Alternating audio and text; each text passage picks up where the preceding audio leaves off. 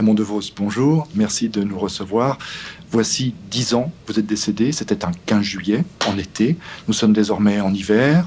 Vous êtes sur un nuage, là, pas trop froid là-haut? Moi, quand je rencontre quelqu'un qui vit, j'ai envie de lui dire qu'est-ce qui vous arrive. Ah, oui, enfin... Vous vivez. Oui. Alors, comment avez-vous pris ça? Comment vous en êtes-vous rendu compte? Et au moment où vous vous êtes rendu compte de ça, qu'est-ce qui vous a traversé l'esprit?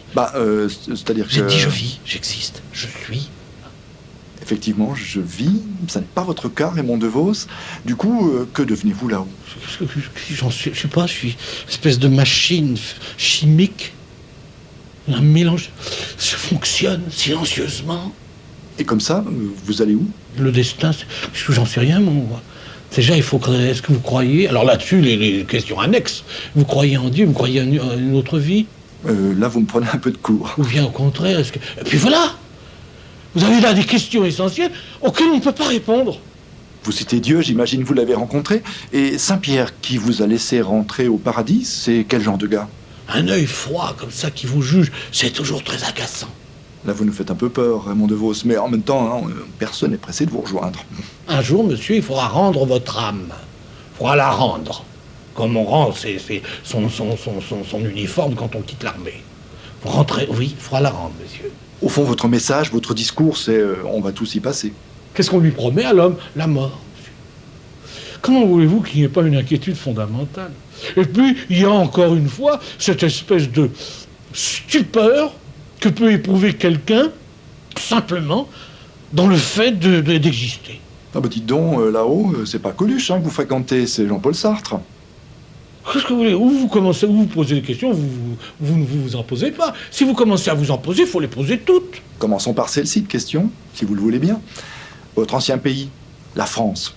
Est-ce qu'elle va bien, la France? Je la trouve quand même assez insupportable, je ne vous le cache pas. Vous pourriez revenir, réapparaître à la télévision, pousser un coup de gueule, tel un esprit frappeur. Frapper aux portes, entrer en communication avec les gens m'a toujours semblé des épreuves. Je ne suis pas très fort, je ne suis pas très solide, je ne suis pas un homme solide. Moi, j'ai toujours été tiraillé par... J'ai toujours hésité, si vous voulez. Bon, alors une autre question, Raymond DeVos, si vous le voulez bien. Vous qui avez le sens de l'humain, des limites de l'humain aussi, les hommes politiques français, vous en pensez quoi? Ils sont assez vulnérables, ces gens-là, quand même. Quelquefois, il leur arrive des choses. Ça fait mal parce qu'ils ne sont pas tout à fait dans la vie. Ils sont dedans, si vous voulez. Ils sont dans les impressions de la vie, mais ils ne sont pas dans le mécanisme de la vie. Nicolas Sarkozy? Moi, j'aime bien les gens qui tout d'un coup se laissent bercer, quand même. Ils se laissent bercer par les contradictions. François Hollande? J'aime bien les gens qui ont un peu le regard vague. Marine Le Pen? Les gens qui n'hésitent pas me font peur.